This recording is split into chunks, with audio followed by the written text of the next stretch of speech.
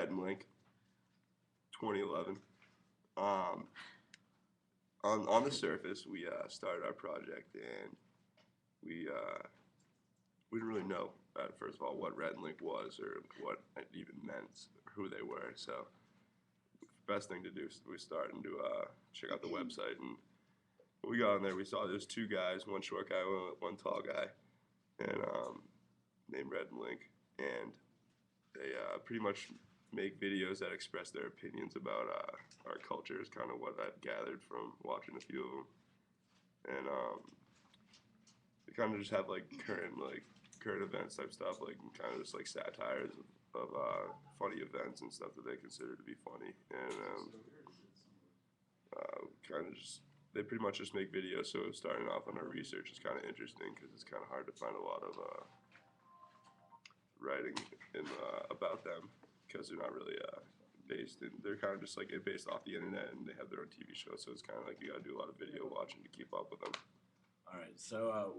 a lot of the sources I found were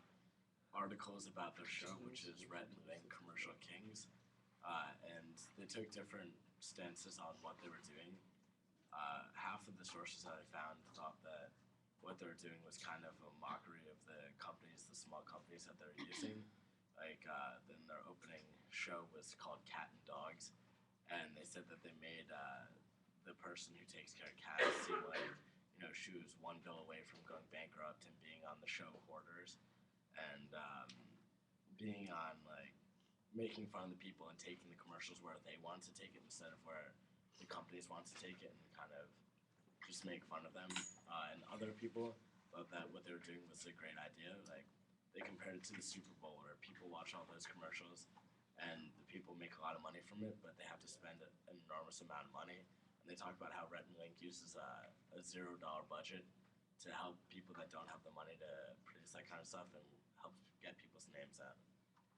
One of the most interesting things I think I found was hearing about other people's opinions. Like, I looked at their Facebook page and like